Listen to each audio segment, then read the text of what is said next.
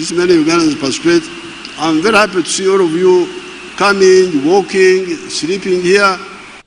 Yes, kandi zukango muri wa Kera Media News Center wewe kono jero miso not following amukutugwetu gwa YouTube, Facebook, Twitter, Instagram echo kano kora ncho chairman abit kandi zukango omukoro ogoro Namugongo isaheje wahati His Excellency President Yoweri Museveni arona jero miso no kureka ngo nagambira kandi hanga ahakwatagenena na ekiro kikuru ekyabazurizi ko kai zukango onakureri zoba kandi nijoro noku arumwe oru obutujuninga si omwe abanagize kureka ngo ntitakateko kugira ngo yana kubana jeno miso no kureka ngo nakora ki na jeno miso no kureka ngo naza kubwatukana n'abantu ningaso koreka n'abantu kandi zuka ngo bomo ejo yaba ajesibire kandi kigamangu yaba ari apichi hayino na no mukazi apichi yaho akwana batambara kwaza kuyika hihe na ekigo cya Namugongo anigira ngo umuntu bwire bwa kwasere babagize musukara ba timing ibitubiri byanjye ne bya security nuko kora ki nuko bomo kubwatuka kandi tusubira nti His Excellency President Yoweri Museveni nakwana jeno miso no kureka nakora ki nabigambaho kandi sukangu kunu ya omba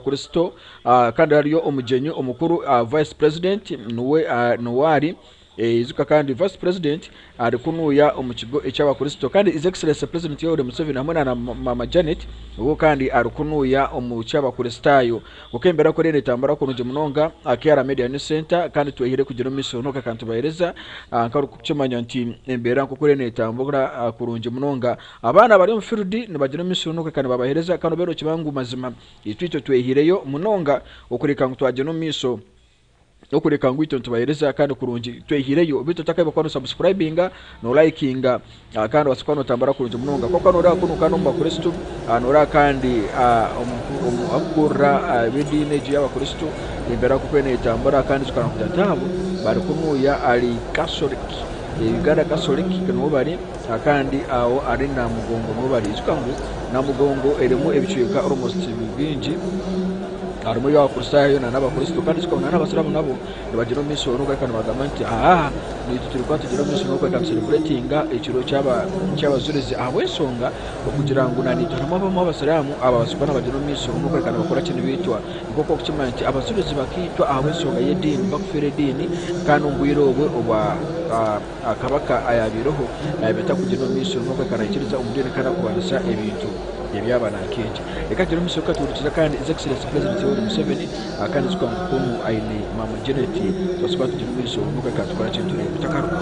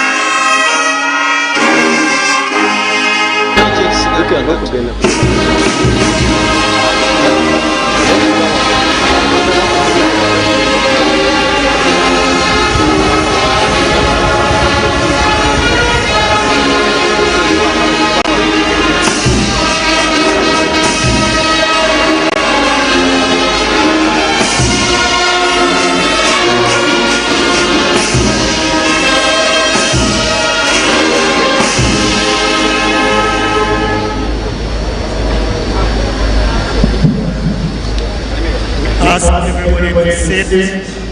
Please sit. We are going for a photo moment. And I'd like the Archbishop, the cluster bishop from Northern Uganda, the preacher, and the host bishop to lead the way to where His Excellency is. That's where the photo will be taken. Immediately thereafter, other bishops will follow you. So you take your photos and remain and wait for the other bishops who will follow you thereafter. You are coming through here, coming through this place, and walking up to where His Excellency is seated. The 6 bishops from the cluster dioceses, His Grace the Archbishop, the preacher, and then the host bishop. You are the first to take the photos. Then the other bishops will follow thereafter. We are all going through here and climbing up to where His Excellency is seated.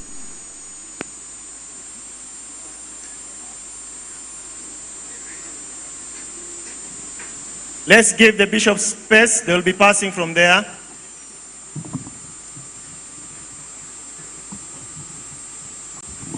Your Grace, we are going through here.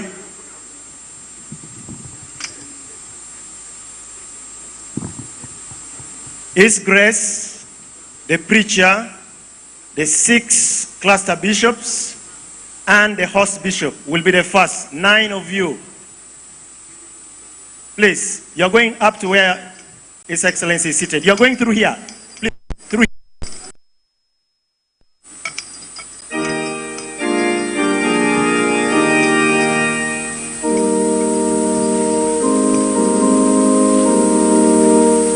I'm not seeing the other bishops, please. The cluster bishops. The cluster bishops. The first photo has 9 members. The 6 cluster bishops, the preacher, His Grace, and the host bishop.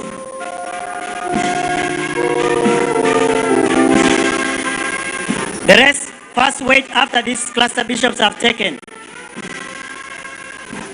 You can be near. The cluster bishops, the 6 cluster bishops, His Grace, the preacher, and then the host bishop. Those are the first to take the photos.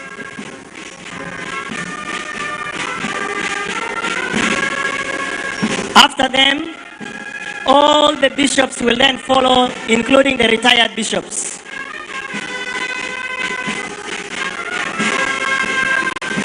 After them, all the other bishops will follow, including the retired bishops.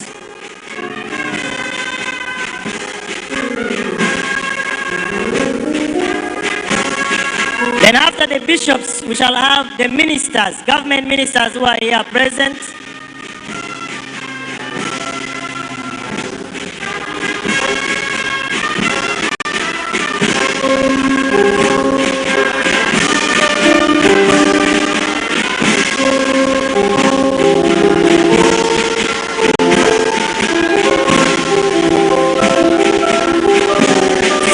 The 6 bishops from the cluster dioceses, the 6 bishops first. The 6 bishops plus His Grace, the Archbishop, the preacher, and the host bishop. Let us have that photo taken.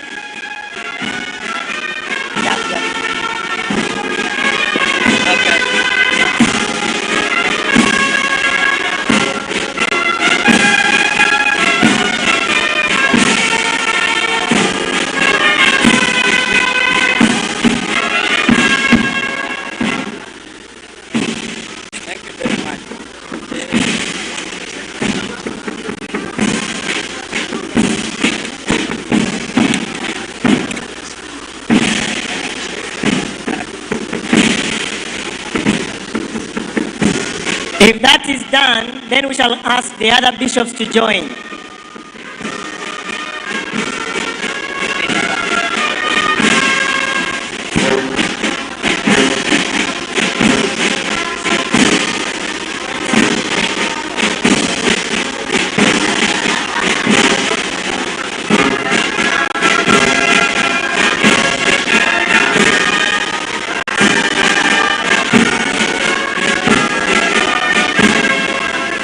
Protocol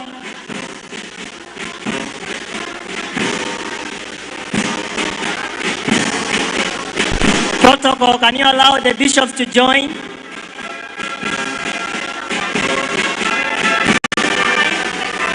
Can we allow the other bishops to join?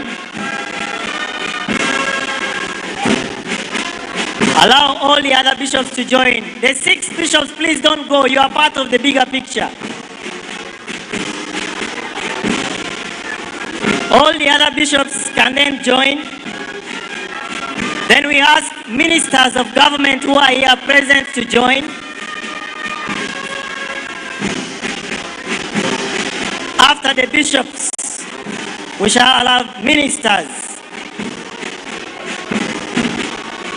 After that, we shall have members of the National Organizing Committee, NOC.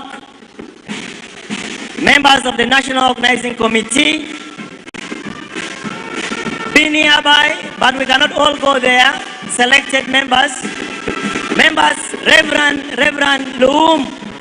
Members of the National Organizing Committee, you'll be the last in taking photos with His Excellency. Can you arrange and be closer after ministers of government? Those are the only photos we are taking. 4, 5 sets. Actually 4, not 5.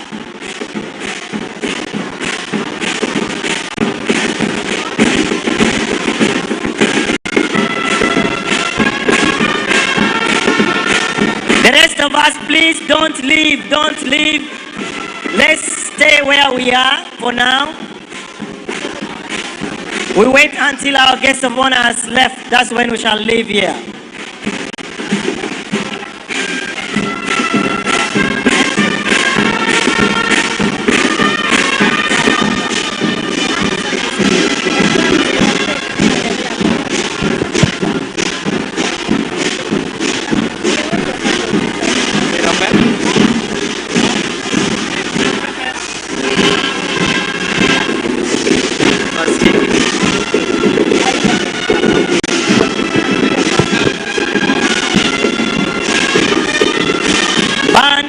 Appropriate time, the band, at some appropriate time, I'll ask you to stop, then the choir will give Hallelujah Chorus as the last song. So, the choir, you signal me when you're ready for the Hallelujah Chorus. Then I'll ask the choir to stop.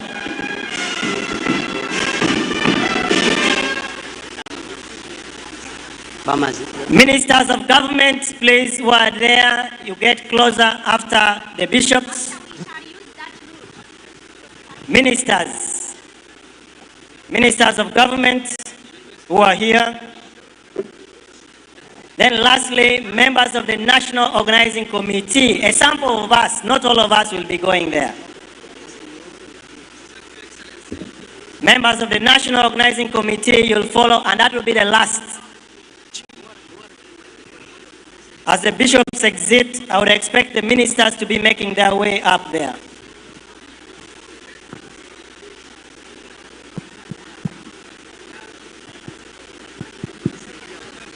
Friends, I ask that let's stay in our position, please.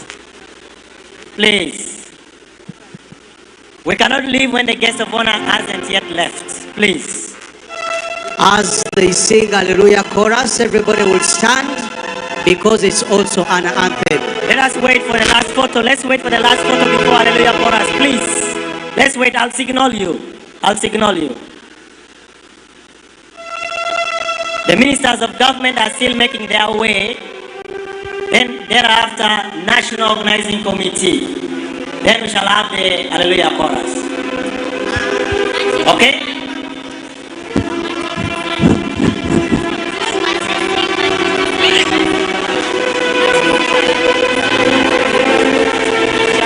Representatives of the members of the National Organizing Committee, please go nearby.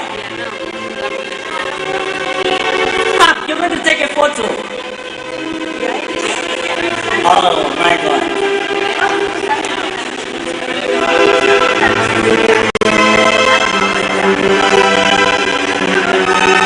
If you have not left your position as a member of the National Organizing Committee, please now stay where you are. Let those hands represent us.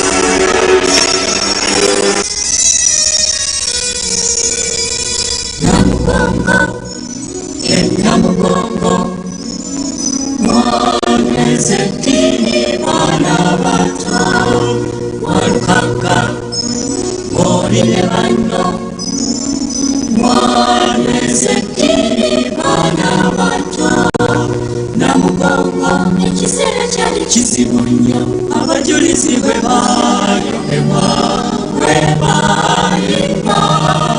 Haleluya, haleluya, haleluya, haleluya. Warukaka gorine bando wanezenti bana bato eka wowoka bajurizi mwasibirwa uyokwa kubirwa wadentisa yali nyingi mwete mwacha Yesu yalingawo kabatwala mwatemwa mwasajimu mutegana mwasajimu mwareba Yesu yalingawo yekabatwala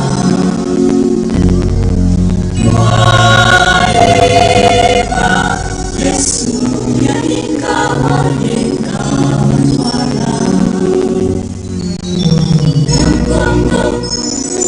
Namugongo mwanezekiri bana bato.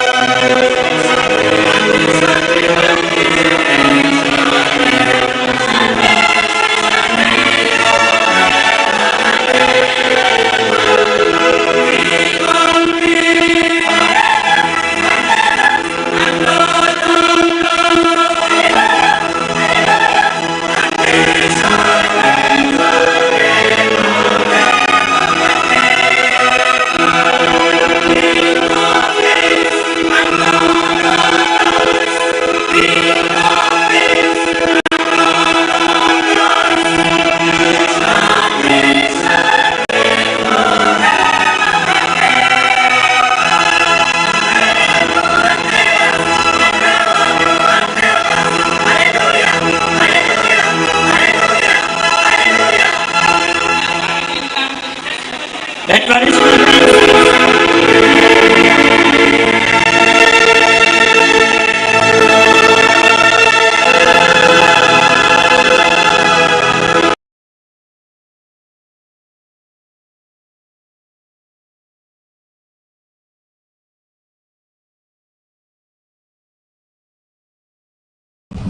Hi, ladies. Hi.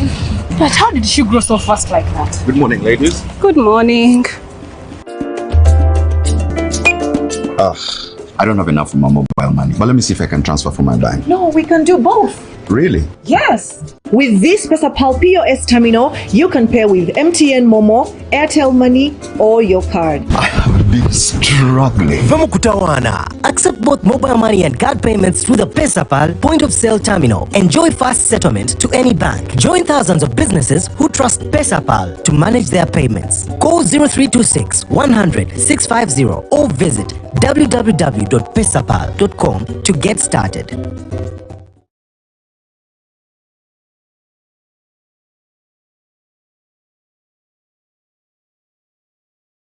Hey, how's that New Year's resolution going? What are you talking about? You know, that YouTube channel you say you're gonna start? Well, yeah, I'd like to, but editing's really hard and coming up with a thumbnail stresses me out and thinking of content ideas. I don't do any of that. I use TubeBuddy. What? TubeBuddy. It does everything for you. SEO optimization, helps you with your thumbnail, video topic planner. Well, I have ideas. Yeah, but TubeBuddy gives you niche insights, which means that they know which topics actually get views. And get this, TubeBuddy's related video manager allows me to link my videos across all of my shorts instantly. But instantly! TubeBuddy has everything. It helps creators like you start your YouTube channel and stay consistent so you can actually follow through on your New Year's resolution. Wow, this is so awesome. I had no idea TubeBuddy existed. I'm gonna go try it today.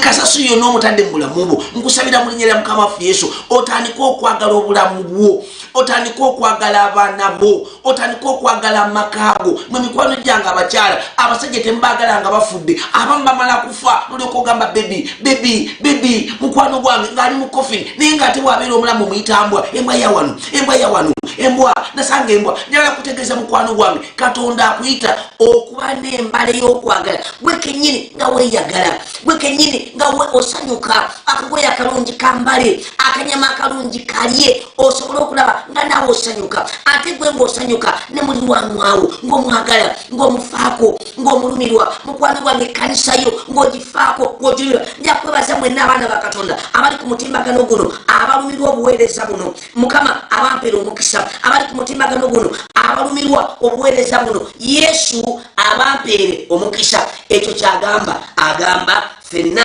nga tulina okwagalana Mukama yebasiwe fenna nga tulina okwagalana buli omu ng'ayagala muntu munne buli omu ng'alumirwa muntu munne buli omu ng'ayamba munne toyinza kubanga munne afiiriddwa gwe n'osanyuka ng'alyose n'afa naawe bw'olifa balisanyuka naawe bw'olifuna obuzibu balisanyuka nkusabira agamba grow in love ng'oyagala ekkanisa yo ng'oyagala eggwanga lyo ng'oyagala omulimu gwo ng'oyagala obulamu bwo kugamba nga osaayo omwoyo ekigambo ky'okwagala kitukubiriza okusaayo omwoyo saayo omwoyo eri baganda bo saayo omwoyo eri obulamu bwo saayo omwoyo eri eggwanga lyo saayo omwoyo eri abakaba amaziga saayo omwoyo ekyo Mukama kyakuyitira bakuwadde omulimu saayo omwoyo bakuwadde obuweereza saayo omwoyo ovuga motoka saayo omwoyo ng'olaga akamoyo ak'okwagala bwe tunaaba n'embali y'okwagala abantu bangi abajja okulaba bye tukola balyoke baagale Mukama waffe Yesu Kristo ekisooka Katonda atuyita okukula mu kwagala ekyokubiri. It is important to pray regularly and to reach out to the needy. Now, I want to remind you, beloved, that your possessions, your status, and your power will mean nothing in the kingdom of God, but you will spend in eternity with the people. So invest your time, invest your talent, invest your skill. Mukwano gwange, invest it well so that you make an eternal difference. titles omukwano gwange n'ebitiibwa byo mu ggulu biyinza obutakola kyovula katonda atuyigiriza okufaayo katonda atuyigiriza okufaayo mukwano gwange era kyovula bagambe nga musabiragana nga musabiragana buli omu ng'afaayo naye wulira wenjagala okuteeka essira maliriza nga musembezeganya awatali kwemulugunya nga musembezeganya nti nga buli muntu bwe yaweebwa ekirabo nga mukiweereza mwekka na mwekka bwe mutyo ng'abawanika abalungi ab'ekisa kya katonda nga buli muntu bwe yaweebwa ekirabo njagala kutegeeza mwana wa katonda gwandaba katonda teyakutonda kutumalira biseera katonda teyakutonda kutumalira space bwe yakutonda yakuwa ekirabo and this morning that is why I'm saying put your gift to good use. Our abilities should be faithfully used in serving others and serving God. Use your abilities for the glory of God. Believe that your abilities come from the Lord. Put your gift to good use. How is God glorified when you use your abilities? How is God glorified when you use your gifts? Fenna mikwano gyange abalaba katonda atuwadde ebirabo nemumanyi abasinga obungi ebirabo byammwe tugenda kubaziika nabyo njagala kutegeeza mukwano gwange wali kumutimbagano guno buli omu kuffe oyina ebirabo ebyenjawulo katonda ekirabo akikuwadde naye akikuwadde to put it to good use akikuwadde ng'ayagala okikozese. Put your gift to good use.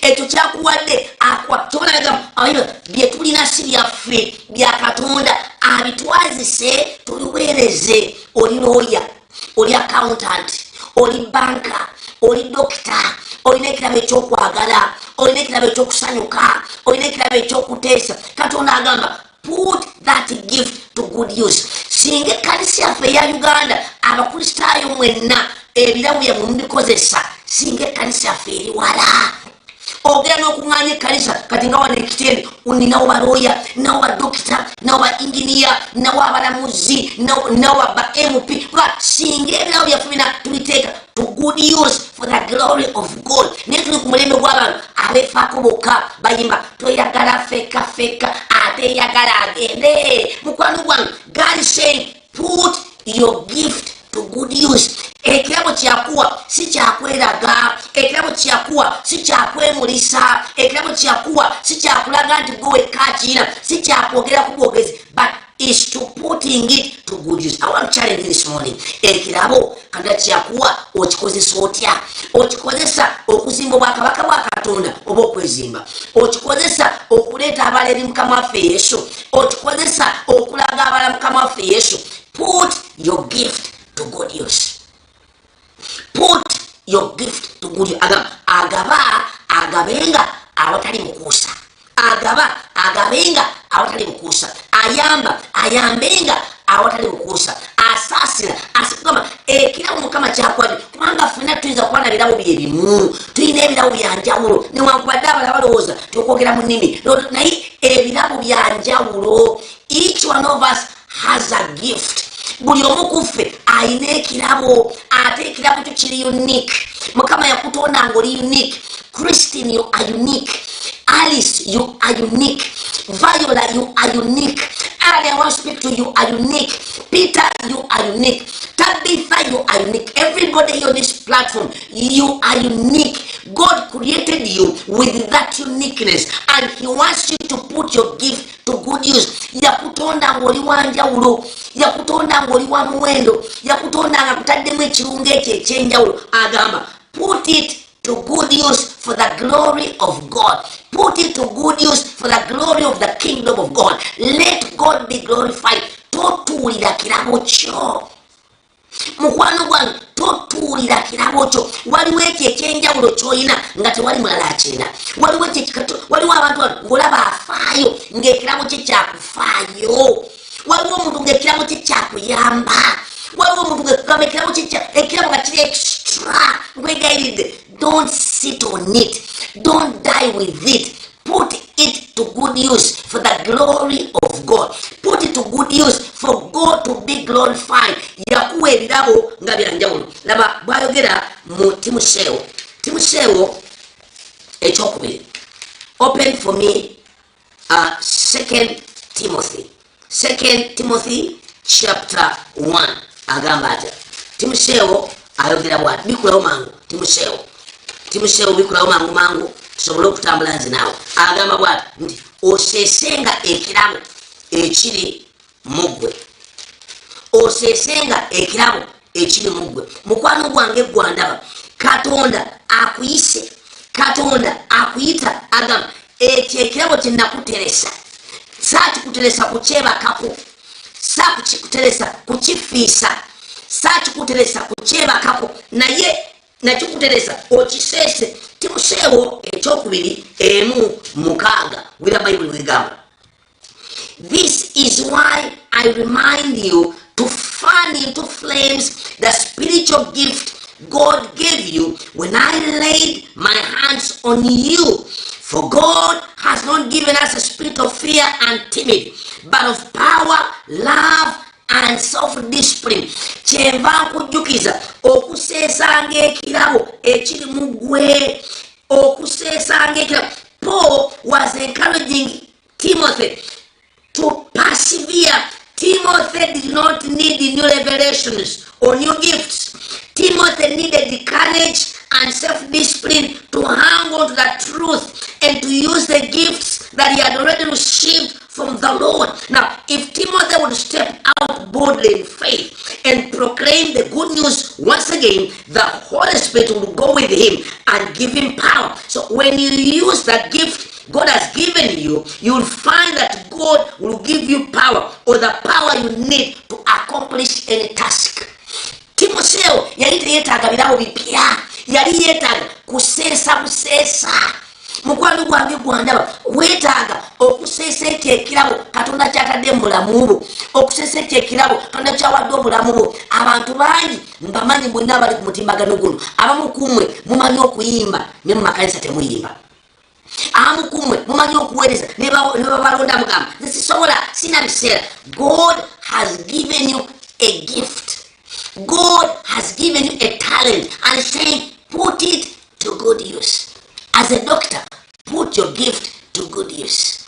As a lawyer, put your gift to good use. As a counselor, put your gift to good use for the benefit of the kingdom, for the glory of God. Chokola Mateo 5:16 omusana gwamwe gwakenga bwe gutyo maaso g'abantu balyoke balabenga ebigambo ebirungi bye mukola bagulumize kitamu ali mu ggulu akuyita that your light will shine. Eyo gy'oli Canada, eyo gy'oli Qatar, eyo gy'oli California, eyo gy'oli German, eyo gy'oli Nairobi, eyo gy'oli bitundu bya Uganda ebyenjawulo. Katonda akuyita ng'otambulira mu basi, ng'otambulira mu nnyonyi, ng'otambulira mu takisi, ng'ovuga bicycle, ng'oli ku boda, ng'oli mu makago. He is saying let your light shine. Put your gift to good use. Ekirabo kyo kiteekewo okikozese. Laba engero 18:16 nakyo okumaliriza. Proverbs 18:16. Engero 18:16 gamba bwati. Giving a gift can open doors. It gives access to important people. Kwegamba ekirabo kyo bw'okikozesa obulungi, it makes doors to open. Bw'okozesa obulungi ekirabo kyo kikuwa access ku bantu ab'omuwendo. Abantu abamu singa muli wala, singa ebirabo bye mubikozesa, singa enzigi ezimu zeggulawo dda, singa ebirabo bye mubikozesa bulungi, abamu kumwe singa bwe mukabira mwavaawo dda. Put your gift to good use because it will help you, or it will help those to open. Kozesa bulungi ekirabo kyo mukwano gwange enzigi zigenda kweggula. Kozesa bulungi ekirabo kyo mukwano gwange kijja kugatta ku bantu ab'omuwendo, kijja kugatta ku bantu tulaba katinze omubulizi w'enjiri olaba bwe nkozesa ekirabo kyange ky'okubira enjiri. Abantu bangi abakubira essimu abali Boston, abali California, abali mu America, abali German, abali Sweden abali wano mu Uganda abali Nairobi abali Sudan batiwali Sudan abantu bangi okwesa munye ekirabo kyo ne kikugwira wenzi gye abantu abala bangi mbasabira mikwano gyange mu abandaba olwaleero Katonda agamba use your abilities well, use your gifts well, put your gift to good use, put your abilities to good use. Amaanyi go tugakozesa kwekalakasa, tugakozesa kuvuma abantu, tugakozesa kola bya kisiru nedda mukwano gwange nkwegaide gakozese kuweereza mu bantu, gakozese okuwesa Katonda ekitiibwa. Nakugambye ekirabo Mukama kyakuwadde kisese kimusewe ekyokubiri emukaga osesenge ekirabo ekiri mu ggwe kijja kugwirawo enzigi mukwano gwange ekirabo kijja kugwirawo enzigi ekirabo kigenda kugwirawo enzigi kigenda kutuuza n'abantu abanene kigenda kutuuza n'abantu ab'amaanyi ogenda kuyita wotandi wakisobodde kuyita. Why? Because you have a good gift. Bwe twali Isirayiri emyaka ebiri emabega olwokubanga definitely ndi muyimbi bwe twalinga mu baasi bwe nagenda mu Isirayiri mukimanyi nti nakulemberanga okuyimba n'okusinza n'okutendeeza naye mujjukira bulungi ndi bwe twali tumaliriza olugendo eyali gaidi waffe bwe yali agaba ebirabo nange yampa ekirabo nangamba I loved the voice. Simanyi ebigambo yalinga aduwira niye yagalanga eddoboozi and at the end of it all ne banzigulawo enzigi nefuna ekirabo. Why? I put my gift to good use. Newankubadde siri Uganda naye ekirabo kyange nakikozesa era mujjukira bulungi nti bwe twagenda mu cathedral Jerusalem nakulemberamu okusaba. Putting your gift to good use. Abamu kumwe muli ba good mobilizers, abamu kumwe mumanyi okuŋŋaanya resources, abamu kumwe muli bazimbi katuyinza kuba na kanisa ng'ekonye eziŋŋamye ate ng'abakulisayo bazimbi, abamu kumwe muli bakubi ba pulaani, abamu kumwe mwe bapulaana mwe mutula mu ofiisi ezisalawo. Katonda agamba put your gift, put your talent to good use, and as you do that it will open doors for you and the name of the Lord will be glorified. Nkusabira mukwano gwange gwandaba osesenge ekirabo ekirimu waweebwa ekirabo si kukitulako, waweebwa ekirabo si kweraga naye Mukama agamba obeere muwanika omulungi ow'ekisa nti omuntu yenna bw'ayogeranga ayogerenga ng'ekirabo kya Katonda bwe kiri. Omuntu yenna bw'aweereza aweerezenga ng'amaanyi Katonda gamuwadde bwe gali. Mu byonna Katonda agulumizibwe. Weereza ng'amaanyi gakuwadde. Waliwo abantu abamu emyaka gyo gikyali mito gyakukula oli mukaabaka w'amaziga tulinda gavumenti eddako bwe talijja. Kozesa amaanyi g'okukola. Katonda akuwadde emikono kola. Bayibuli egamba ataakole n'okulya taalyenga nga bw'olinda eddako sooka okolere mweno n'eddako olikola. Put your gift, put your abilities to good use. Amaanyi gammwe temugamalira mu kwogera bwogezi, amaanyi gammwe temugamalira mu ludo, amaanyi gammwe temugamalira ku mipiira naye mugamalire ku bintu ebigenda ozimba obulamu bwammwe. Put your buli muntu yaweebwa ekirabo aweerezenga ng'amaanyi Katonda gamuwadde bwe gali. Okutegeera mu byonna Katonda agulumizibwenga aweebwenga ekitiibwa. Mbasabira mikwano gyange mu abandaba, mbasabira abaana ba Katonda mu abandaba, put your gift to good use. Let your church benefit, let your family benefit, let your country benefit. Uganda eganyulwe mu kirabo ekyo, ekanisa mwosabiro eganyulwe mu kirabo ekyo, amaka mwobeera baganyulwe mu kirabo ekyo, mikwano gye gikwetolodde giganyulwe mu kirabo ekyo. Agamba put your gift to good use. Wanatugambye osesenge ekirabo ekiri mu ggwe. Kirabo ki Mukama kyagwo bayinawo okimanyi. Abamu n'okuba tukimanyi oli awo omala bumazi biseera you are occupying space. Zuula ekirabo Mukama kyakuwa. Tokola ebira byabalala, tonyigira byabalala. Gundi alina bingi, gundi alina bingi, nange njagala kubanga gundi. Era kyovulaba abantu abamu emirimu gibalemera okukola mulimu kwekwasa. Gundi yakola bw'ati senga nange nkolanga gundi. Tosobola kubeera nga gundi. Njagala kubategeeza mu abandaba tosobola kubeera nga gundi. Akatiba akafulumya muwonge kali aka. Muwonge is original and that is it, period. Akatiba akafulumya Christine, akatiba akafulumya Fred, akatiba akafulumya Bishop, akatiba kali kamu. Kati wezuule kirabo kikyoyina tokolanga balala. tewekwasa balala, leka kuvuya, gwe kwata kirabo kyo okiteeke ku good use. At the end of it all, God is going to be glorified. Akuwadde kuweereza, weereza awatali bukuusa, weereza awatali kwegulumiza, akuwadde kuyamba yamba, kozesa omukisa guno okuyamba. Invest. Sula engano ku mazzi, ebiro bwe biriyitawo oligiraba. Sula engano ku mazzi. Mukwano gwaffe eyagenda Patrick yagamba nga aspire to inspire before you expire. I want to pray for somebody. Now this morning you will aspire to inspire before you expire. I am praying for somebody that you will put your gift to good use. Lekera okusirika obusirisi, nojja mu kyaki nosirika busirisi, nogenda mulimu nosirika busirisi, nobeera ekyekerawo Mukama kyakuwa. Invest it.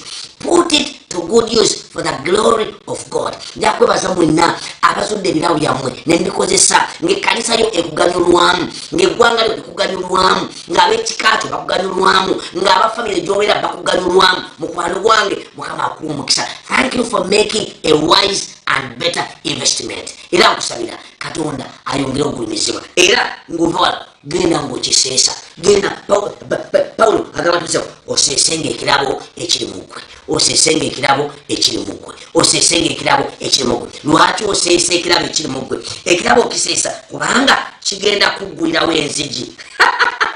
Ekirabo kigenda kuggulirawo enzigi. Ozimanyi buliri Dr. Elizabeth kiboneka ekirabo kigulawo enzigi. Eunice kintu okimanyi ekirabo kigulawo enzigi. Mama Faini nkuliye okimanyi ekirabo kigulawo enzigi. Ngulaba kati otula n'abalodi ekirabo kiseese. Baana bange bali ku mutimbagano guno, find the gift in you. Seesa ekirabo ekiri mu ggwe kubanga ekirabo kigulawo enzigi. Totuulira kirabo kyo. Nakwambi ebyawandiikibwa biyitirivu wano era agamba yatuwa ebirabo nga byanjawulo. Yatuwa ebirabo nga byanjawulo, yabituwa kumuweereza. Bye tulina temuli kyaffe, bya Katonda so si byaffe, yabitwazise lwa kisa kye mu bigambo ne mu bikolwa, yabitwasize lwa kisa kye bituyambe tumuweerezenga. Laba Yakobo 1:17 malirize, James 1:17.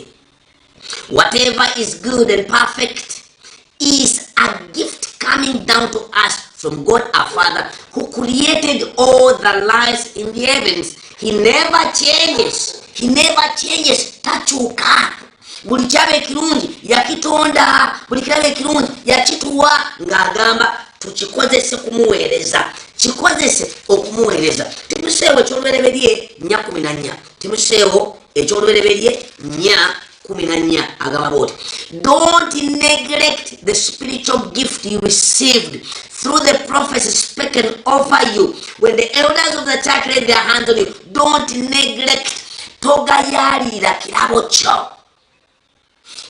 Ekkanisa zikonzibi kubanga abantu bagayaliridde ebirabo byabwe.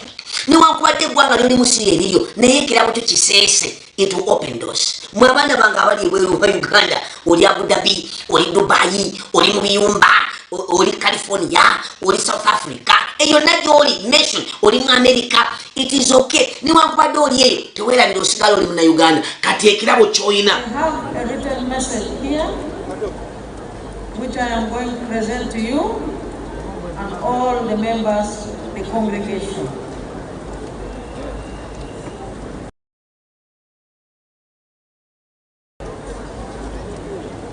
Christians and the Muslim fraternity, greet you. On behalf of the government of Uganda, I congratulate all the believers in the new religions that started coming to our ancient societies in 1841. When an Arab from Zanzibar by the names of Ahmed bin Ibrahim came to the palace of Kabaka Suna of Uganda and started talking about the Islamic religion. The first white man coming to speak came in 1862. The Anglicans came in 1877 and the Catholics came in 1879. These new people brought different angles of looking at God. The indigenous religions also believed in Ruhanga, Nyamuhanga, or Katonda, or Tunzi. But they were believed in ancestral spirits, i.e., Emizimu, Emizambwa, which the experts should talk about. Our societies, however, had not heard of Jesus or Muhammad and the elucidation they brought on this matter. It was therefore wrong for Mwanga to want to kill this new perspective about the supernatural realm. It is good that the young boys and some girls, I am told, were ready to give up their lives for the freedom of worship, for the new perspective the new religions have brought. This is what all and sundry should know about the Africans of this area. They can sacrifice for the legitimate causes they believe in. Indeed, a few days from now, on the 9th of June, we shall be celebrating not only matters, but matters and heroes that faced Basilio Okello in a village of Chikandwa in 1981. Lutamaguzi, Edidian, their leader, told them, Tengula Jana, do not lament. In the old Banyankole Bahoro culture, it was common for one to commit suicide rather than to betray others or incur shame. Therefore, we, the ancient people of this land, believe in freedom of worship and not coercing people to believe in this or that, as long as they do not break the law. We also believe in separating denominational issues from government issues, which are for all the citizens and even non-citizens that find themselves in Uganda. Good enough, Jesus helped us in the book of Mark, chapter 12, verse 17. He said, "Give unto God what is God's, and unto Caesar what is Caesar's." What then are Caesar's issues in our times? The NRM identified 3 historical missions and 4 ideological principles. These are to create prosperity for all Ugandans through all adults engaging in producing a good or a service that they sell and get money to enhance their prosperity, strategic security for the whole of Africa, and using the Udugu of Africa to achieve the two. With these 3 historical missions, the next question comes in. And the question is, if all the adults become wealth creators instead of being idlers and beggars, whereby they all produce goods and services, who will buy these products and services? Are the tribal areas markets and denominational groups? Markets big enough to guarantee us a lucrative selling space? History and common sense show us that tribal and sectarian markets are not big enough to guarantee our prosperity. The national market of Uganda will do it better. Hence, our ideological principle number 1 became patriotism. Love Uganda. Why? It is because you need it for your prosperity as a market for your goods and services. However, we soon found even the market of Uganda is not big enough to guarantee our prosperity. Now that Uganda has settled down, we have surplus production of very many products, including milk, bananas, beef, maize, cement, steel products, sugar, blankets, tires, commercial explosives, ceramic tiles, industrial starch, etc., etc. Where do we sell this surplus? The NRM comes in with an answer. You have heard of East Africa.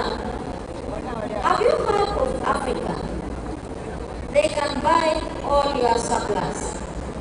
Hence the second ideological principle of Pan-Africanism. Love Africa. Why? It is because you need it for your prosperity. Then we add other two principles of social economic transformation and democracy. Your Excellency, therefore, our constant advice to Ugandans is never to mix politics with denominational loyalties. Politics is about our welfare on earth. Denominations and religion are about spirituality